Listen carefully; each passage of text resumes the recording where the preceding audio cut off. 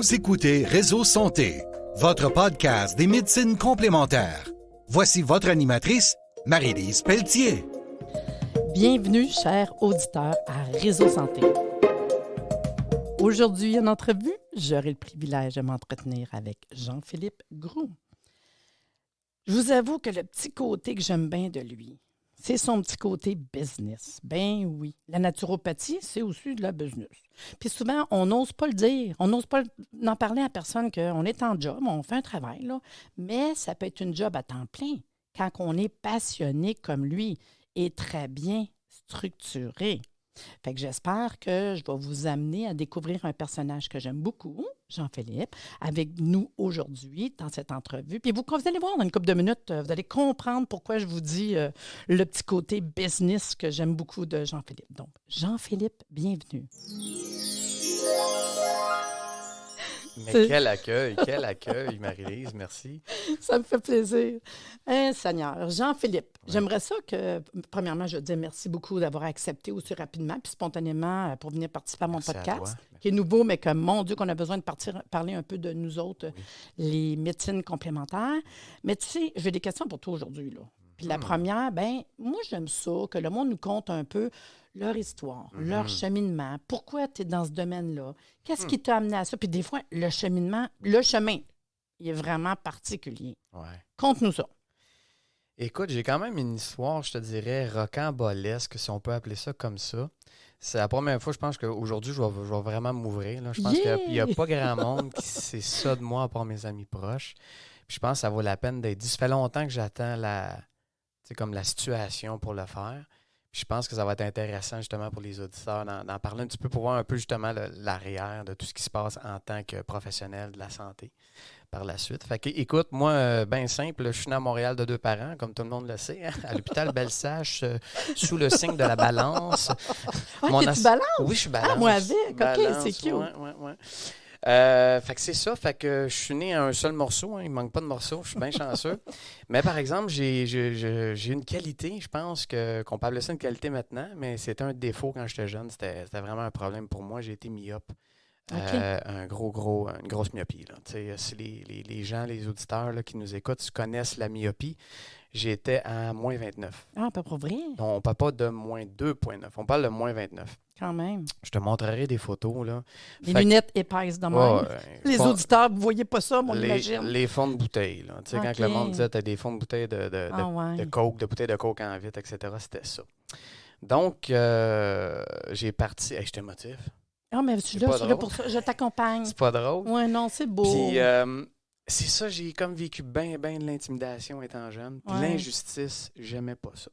Fait que dites-vous, à la maison, moi, de 4 ans à quoi? 13, 14 ans? Parce que 14 ans, ma mère, elle a pris la décision parce qu'elle dit là, il faut que tu ailles devant le contact. Ah, vous êtes dans le temps, en plus. Ben oui, parce que l'ophtalmologiste ne voulait pas que je mette devant le contact avant 18 ans pour protéger mes yeux, etc. Okay. Mais c'était pas facile. Là. J'avais pas d'amis à la maison. Puis j'avais mes amis qui m'avaient connu étant jeune. Okay. Puis à l'école, c'était difficile. Fait que l'intimidation, je me battais souvent, je faisais du karaté, etc. Puis j'ai été pris là-dedans, puis je suis sûr qu'il y en a qui nous écoutent puis qui savent, les enfants vivent ça présentement. Puis aujourd'hui, c'est pire. Parce que là, t'as Internet, t'as Facebook, t'as TikTok, t'as Snapchat, peu importe. Puis, comme étant un bon papa de mon père, m'inscrit dans une école de karaté parce que ça faisait comme... Tu sais, dans les années 80, c'était ça. C'est une Moses de bonne décision. Tout à fait. Par rapport à la confiance en soi, je pense que ça peut changer un paquet de choses. T'sais. Exactement. Fait que, tu sais, ça a été une belle aventure de ce côté-là, mais malheureusement, ça avait fait développer un peu du côté tu vas te défendre, mon chum, quand il y a des gens qui t'écœurent.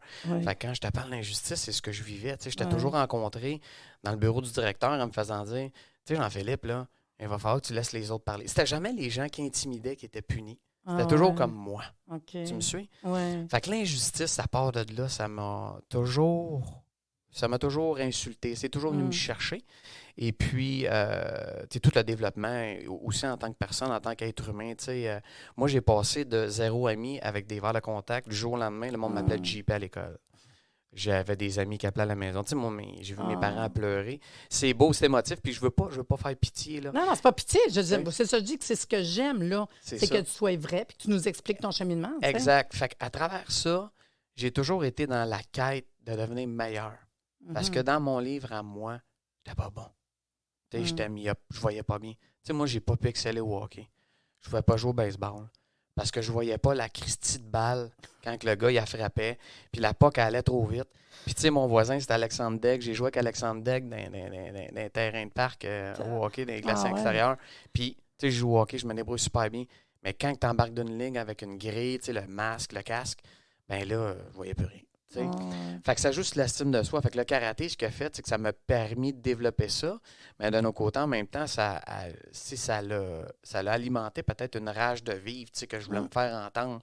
Fait que c'est sûr que mon adolescence a été rocambolesque. Des batailles, puis des niaiseries, puis des tapes à la marboulette. Puis, j'encourage pas ça. Non. Mais ça m'a permis, à un moment donné, de me cloiser sur moi-même puis de dire, bon, qu'est-ce que je veux vraiment devenir? OK, c'est de l'injustice, mais qu'est-ce que tu peux faire de bien avec ça? Est-ce que tu peux être à l'écoute des gens? Est-ce que ça peut te permettre d'avoir plus de compassion? Parce qu'en réalité, les gens qui t'intimident, c'est des gens qui souffrent. Ben oui. C'est des gens qui sont malheureux. C'est des gens qui c'est ça, qui ont un mal-être intérieur. Donc, fait que ça a parti de l'injustice, ça a parti aussi de la quête de la performance, parce que je me disais, je suis pas capable de performer au hockey, au baseball, comme mes amis à la maison que j'avais. Bien, est-ce que je peux performer au karaté?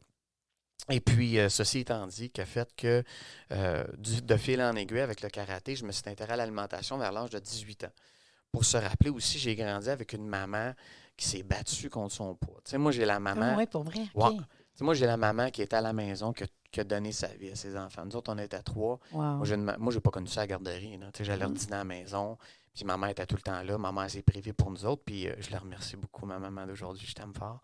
Fait que ça qui est arrivé, c'est que j'ai vu ma mère faire des soupes aux choux puis des niaiseries comme ça. Qu'aujourd'hui, je fais comme... Moi, je lisais ça. Puis là, j'étais comme... tabarouette, elle faisait un mauvais mot. Elle peut bien se battre contre son poids. C'est malheureux, mais la connaissance n'était pas là.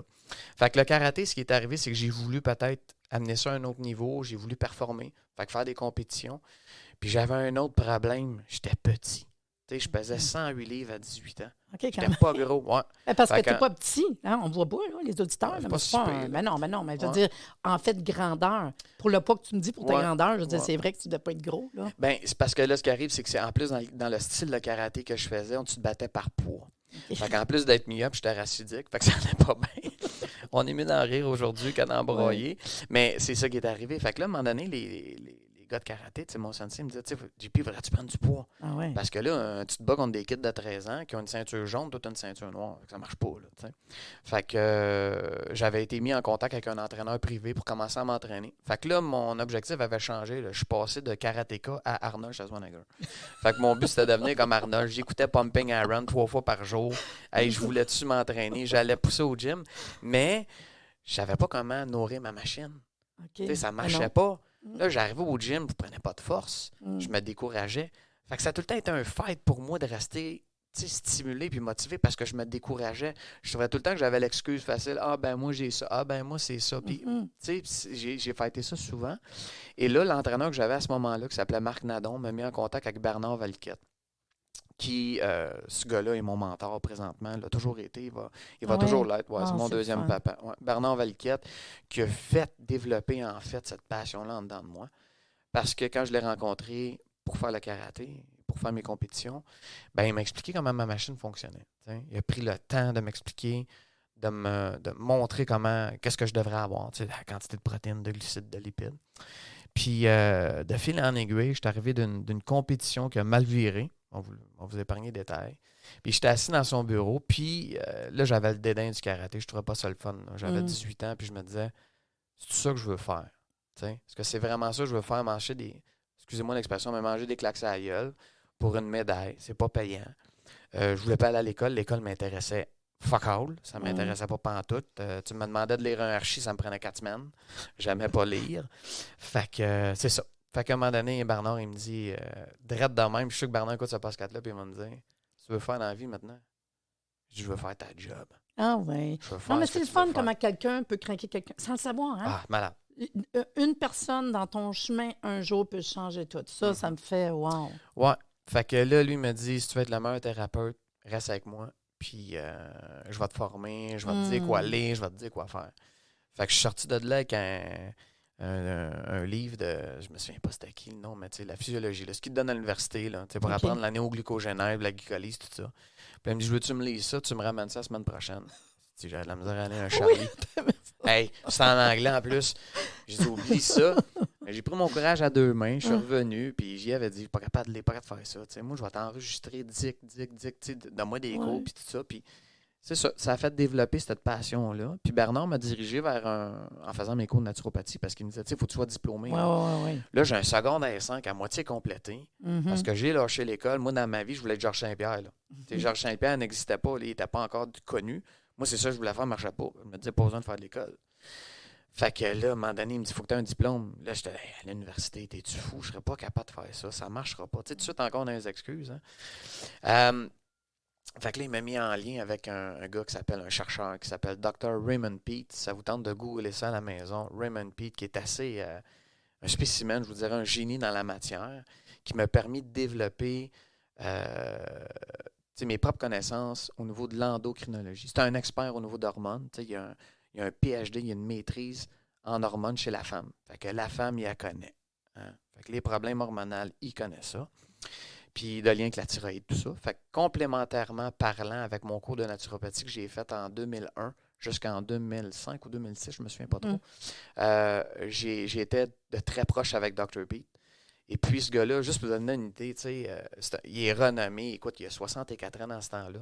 J'ai envoyé un courriel. Dans le temps, il fallait que j'envoie mes questions par fax. C'était en 99. On n'est pas dans le même temps. On n'est vraiment pas la même affaire. Envoie-moi tes questions par fax. Puis je faisais des consultations téléphoniques qui étaient comme genre des cours. Ça me coûtait 200$ US de l'heure. Quand même. Hein? Ouais. Mais t'as acheté un téléphone pour tout enregistrer ça. Puis moi, je l'appelle. Puis c'était comme, hey, what's up, Dr. Peat? Puis le gars, il m'a regardé, oh... Yeah, I'm doing well. Puis je parlais à moitié anglais, je parlais franglais. Fait que quand je parlais, je disais, how many coconut oil tu recommandes per day? C'était comme ça, c'était tout croche. Mais j'ai l'impression que j'ai tellement admiré sa patience. Là. Ouais. Je l'ai appelé, je sais pas combien de fois. Il devait être passionné, lui, avec. Oui, mais c'est un passionné. Écoute, il a ses newsletters, il a fondé sa propre école. Fait qu'il m'a diplômé de son école qui s'appelle Blake College depuis 68. Il appelle ça une université internationale. Fait que lui, là-bas, croit pas aux examens. Il dit que l'élève devrait se dépasser à chaque jour et continuer d'étudier, en fait. Donc, c'était ça. Fait que si vous avez le goût de le googler, c'est pas l'idée d'aujourd'hui, mais faites ça. C'est un être extraordinaire. Puis je le remercie énormément aujourd'hui. C'est grâce à lui que j'ai une belle clientèle. Puis je suis capable d'aider les gens. Mon cours de naturopathie m'a beaucoup aidé. Mais je te dirais que ça a été un complément tellement avantageux pour moi. Le lingot d'or, il est là par rapport à mon développement. Puis jusqu'à aujourd'hui, tu fais de la consultation. Oui. C'est vraiment ça qui est comme le top. Je suis encore en contact avec lui. Oui. Ça, c'est vraiment ta passion, faire de la consultation en naturopathie. Puis c'est quand est-ce que tu t'es, mettons, dans ton cheminement, là, senti vraiment, parce que oui, on prend des cours sur d'affaires, mais dire, oh, je suis sur mon X. Tu comprends-tu? C'est beau de dire je travaille, mais tu n'es pas du jour au lendemain à travailler là-dedans puis vivre de ça. Là. Non. Mais quand est-ce que tu as vraiment senti sur ton X dire oh wow, je suis à ma place? Ben, tu vois, par rapport à mon CV là, de vie, là, l'intimidation, le problème d'estime de soi, tout ça, ça a pris du temps. Je te dirais que ça a pris peut-être 5 ans avant que je me sente confortable dans le bureau. Parce que l'estime de soi est toujours reliée, peu importe. Tu as beau être musclé comme Arnold, ça fait pas de toi un thérapeute, malheureusement. Là. C'est là que tu te rends compte que ce qui va faire que tu es un meilleur thérapeute, c'est ta façon de penser, ta façon de poser des questions, ta façon de vouloir développer, de connaître, de vouloir connaître l'être humain, d'être en amour avec l'être humain. Puis c'est ça que j'ai fait. Puis à un moment donné, je me suis rendu compte que la puissance, le pouvoir, là, c'est moi qui l'ai entre les mains. Fait que c'est de la façon que je vais communiquer l'information à ma clientèle qui va faire que je vais être un bon thérapeute ou pas. Tu peux être le meilleur thérapeute dans des livres, d'avoir tous les diplômes possibles, mais si tu communiques mal ton information et tu dictes. Moi, j'aime pas ça, la dictature. Là, puis j'aime, comme je vous ai dit, j'aime pas ça l'injustice. Fait que je veux pas être réductionniste. Prendre la vitamine D, parce que c'est bon pour ça. Non, ça, c'est pas bon. Non, je veux t'expliquer. Je veux que tu poses toi-même des questions. Je veux que tu viennes à une compréhension. Éduquer. Exact. Ouais, moi, c'est quelque chose que j'adore aussi. Éduquer, puis souvent, je dis au monde, on donne la main. C'est comme je te donne la main, let's go, je vais t'emmener. Parce que dans le fond, c'est ça, tu les suis. Puis tu les accompagnes dans un... Je les accompagne tout en les responsabilisant. C'est ça. Ouais, je te dirais que le COVID a fait, parce que là, pour ceux qui écoutent, peut-être dans 2-3 ans, on n'en parlera plus du COVID. Un jour. Là, on est dedans bien raide. Puis c'est ce que ça a fait. Oui, tu veux amener ta clientèle, puis on en parlera tantôt. Tu veux les accompagner, les prendre par la main.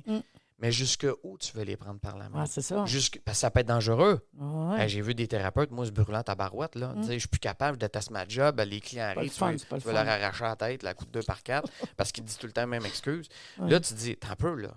Est-ce que je les aide réellement? Ou je veux les accompagner, mais en même temps, les responsabiliser?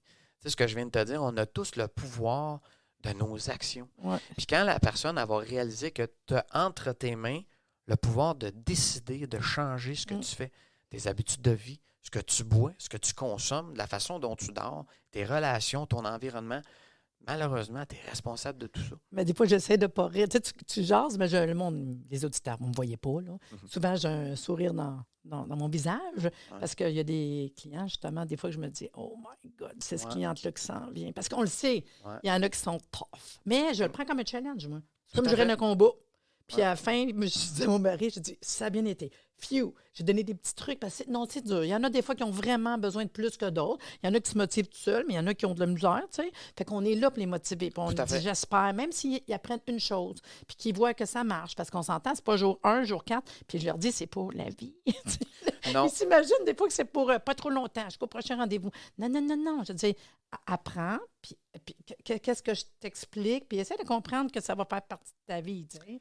Mais pour être ton X, là, moi, j'ai fondé Kinesine en passant en 2006. En 2006, j'ai fondé Kinesine Consultant. Je te dirais que j'ai commencé à avoir du succès autour de 2009. Quand même, hein?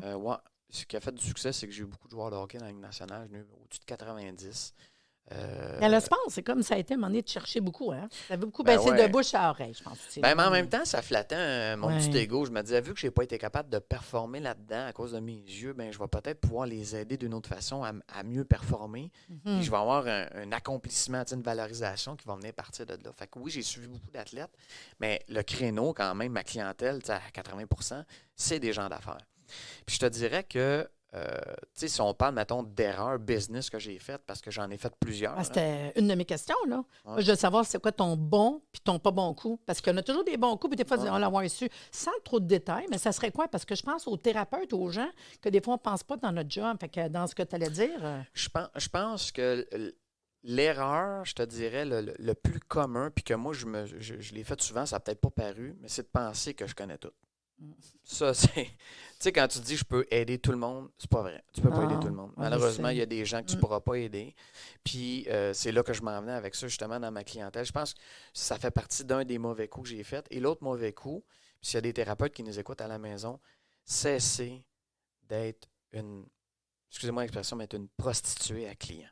Ah oui. On veut toutes les prendre, les clients. Même si on le sait que ça ne marchera pas. C'est un terme que j'avais jamais entendu, je trouve ça mignon. Oui, on se prostitue. Ça veut dire qu'on est prêt à prendre n'importe quel type de client quand tu sais que ça ne marchera pas, puis qu'il va te brûler. Il va te brûler, puis ça va finir par un échec. Puis les échecs, malheureusement, tu ne peux pas rester indifférent. Même si tu te dis, ça appartient au client, je remets ça dans ses mains. Ça, c'est des belles paroles. Là. Mais en dedans de toi, tu te dis, qu'est-ce que j'ai pas fait de correct encore pour avoir été mettre la graine de passion là-dedans, chez lui, pour qu'il se mette à changer au complet. Donc, je te dirais que le bon coup, là, j'en ai fait pas mal des bons dans ma vie. C'est pour ça que j'ai réussi. Mais je te dirais que le meilleur, c'est quand j'ai décidé d'apprendre à me respecter. Ouais. Tu sais, depuis 2 ans, je recherche un type de clientèle, puis je le mentionne à mes clients lors de l'évaluation. Wow. Tu sais, de dire à mes clients, voici la clientèle avec qui je désire travailler. Si tu me dis que tu en fais partie, on va faire la meilleure équipe ensemble. C'est ça. Si tu me dis que c'est dur pour toi, tu t'en vas chez vous, puis je t'en veux pas, puis il n'y a pas de problème. J'attends pas ton service pour payer ma maison ou mon char plus vite ou me payer des activités. Ça n'a pas rapport. Moi, j'ai envie que ça soit plaisant. J'ai envie que le client vive une expérience. Ça, c'est parfait. C'est ça. Cette expérience-là, peu importe comment elle va être appliquée, tu peux appliquer 60% de ce que je te dis. Mais tu vas en tirer une expérience, ça veut dire que ça va améliorer ta condition de vie, ta qualité de vie, ton énergie, ta santé overall. C'est ça qui est le plus important. Pas juste d'avoir un 6-pack puis d'avoir le pancréas. Tu comprends-tu? Oui. Fait que c'est ça. Fait que je suis parti d'athlètes d'haut niveau à des gens d'affaires d'haut niveau. Parce que moi, ce que j'expliquais aux gens d'affaires, je le disais, ils venaient dans mon bureau puis ils voyaient des photos de Stéphane Robida, Steve Bégin, André Roy, Yann Laperrière. Puis c'était comme, hey, c'était écœurant, ça, t'as vu ces gars-là? Ah, mais si j'ai une petite nouvelle pour toi. Ces gars-là, là, sont comme toi. Je peux mettre ta photo si tu veux. Oui, à cette heure, j'ai un mur dans mon bureau. Quand mon client atteint son objectif, je fais signer mon mur. Oh, J'appelle ça un wall of c'est fame. Parce que cute. c'est écœurant. Ouais, ça, c'est Puis bon, tu signes ça. la date, puis tu signes ton poids, ton pourcentage de gras que tu t'es ciblé. Ah, c'est le fun. Ça, c'est cool. Ah. Ce que j'ai voulu expliquer, c'est que si tu arrives chez moi, pas de structure, tu sais, l'athlète de haut niveau, l'athlète olympique, là, Ouais. il est structuré. Ouais. Il a un horaire. Il s'entraîne à telle heure, il se couche à c'est telle quelque heure, chose, il mange hein. à quelle heure, puis il se fait traiter à quelle heure. Ben, c'est le même. Si tu veux performer comme un athlète, il faut que ta vie soit structurée. Tu peux pas arriver et avoir le même objectif que Georges Saint-Pierre. Puis quand c'est le temps d'aller t'entraîner le soir, ben t'écoutes District 31. Ça marchera pas. Parce que lui, là, Georges Saint-Pierre, il n'écoute pas District 31. Pendant que toi, tu es assis devant la TV et que tu manges tes whippets, lui, il sue. Fait que t'es cute quand tu parles, j'aime ça. Hey, dis-moi donc, en même temps, là, c'est quand j'essaie de me souvenir, notre rencontre, c'est quand est-ce la première fois qu'on s'est rencontrés ou qu'on s'est vu, c'est quoi le lien? Écoute, c'était-tu parce que moi, j'avais le goût, tu sais, mon cours de naturopathie, il datait de loin, puis je trouvais que c'était important pour moi, C'est peut-être. pas avant ça, il me semble qu'on s'est connus. Télévision, t'es-tu venue? Ouais, je pense à la télévision. Ouais, je pense que c'était Marie-Céline L'Espérance qui m'avait référé à toi. C'est ça. On s'est vu sur l'émission de TV. Là. J'ai dû t'avoir en entrevue. Oui, exactement. Puis après ça, on a parlé peut-être faire des vidéos ensemble. Ouais. Ah oui, c'est ça. Oui, moi, je suis sûre que ça a rapport avec l'émission de TV. Là. Puis je me souviens, moi, personnellement, moi, j'aime ça aussi, étudier le personnage. Puis je m'en souviens, ce que j'avais trippé, puis que j'en parle souvent, parce que dans ma formation, souvent, je dis au monde, ça prend un cours, puis je le fais, moi. Une couple je pense que c'est un 15 heures sur marketing, merchandising, parce qu'on est une business. C'est beau prendre un cours, là, mais tu as du travail à faire, hein, pas une annonce juste dans le journal. Puis je me souviens que toi, vous irez voir, les auditeurs, son site Internet, j'ai trouvé ça trippant de voir que tu as des plans. Ça veut dire que toi, c'est un plan. On peut dire, parfait, je vais prendre le plan numéro 1, 2, 3, 4, 5. Je ne sais pas trop la fonction. Là. Mais je serais ça fun que le monde s'engage justement dans quelque chose comme ça. Il faut qu'il y ait un engagement. S'il n'y a pas d'engagement, il n'y aura pas de résultat. Là, mais moi, je n'avais pas vraiment vu ça chez d'autres naturopathes. Je n'ai pas cherché, là. Mais j'avoue que ça m'a plu. J'ai dit, hey, le gars, business, ton site Internet, comment que ça fonctionne, tu t'inscris, pour vrai, puis ton bureau. Tu as toujours travaillé avec des gens du sport, puis tout. Fait que moi, ça, je trouve ça une belle image que j'ai en fait de toi. Puis si tu donnerais le goût au monde, qu'est-ce qui ferait que le monde irait vers la naturo? Juste un petit... Tu veux dire étudier en naturo? Ben, pourquoi? Pourquoi le monde irait étudier en naturo? Ben, c'est parce que tu as envie de te développer à ton plein potentiel. Moi, ce que j'ai voulu vivre, moi, je me suis rendu compte que les muscles étaient super importants là, jusqu'à l'âge d'à peu près... une trentaine d'années. C'était bien important. Mon apparence physique était importante. Donc, l'esthétisme faisait partie vraiment de mes objectifs primaires. C'était ça que je voulais. Et après ça, il y a quelqu'un qui est rentré dans ma vie, une petite fille qui s'appelle Mégane. Et puis, je suis devenu papa. Et je me suis rendu puis je compte... vois les photos, là, passer vraiment belle. Je l'adore, ma petite pinotte. Mais elle, c'est tellement une personne exceptionnelle qui m'a permis d'être encore plus un meilleur thérapeute. Parce que ça m'a permis de m'arrêter. Parce que j'étais dans la performance. Ben oui. Même je voulais performer au karaté. Là, après ça, c'était à la business. Je voulais performer dans le business. Ben, tu as travaillé en tabarnouche. 80 clients par semaine, ça n'a pas de maudit bon sens. Quand on en parlait, je me disais, tabarnouche, c'est incroyable. La fumée, tu sors par les oreilles. Mon mentor, Bernard, me disait, comment tu fais pour pas t'écœurer? Moi, ça fait longtemps que je m'aurais pendu dans le garage. Je me suis dit, ben non, j'ai essayé. La corde a fait mal. Puis dis-moi donc, dans le fond, avec ça, si on avait un petit truc à parler aux gens ici, l'auditoire, qu'est-ce qu'on pourrait leur dire dans ta passion? Parce que je le sais, l'endocrino, les hormones. Y a-tu, tantôt, tu as parlé de chou avec ta mère, mais y a-tu quelque chose que tu pourrais nous parler qui serait le fun? Des trucs ou quelque chose, là, tu sais? Première des choses, que tu sais, peu importe comment tu vas l'appeler, ce que tu vas entreprendre, que tu veux faire une diète, une démarche alimentaire, un plan alimentaire, un détox, peu importe, il faut que tu aies du fun. Ça, c'est la première affaire. Tu sais, je fais des conférences chez les femmes souvent. J'en ai fait une récemment dans une banque. Puis là, on est arrivé sur la slide de la libido. Puis j'en ai fait rire une coupe. Puis j'ai dit, si tu as le goût d'avoir du fun dans ton lit, t'es mieux d'avoir du plaisir dans ton assiette.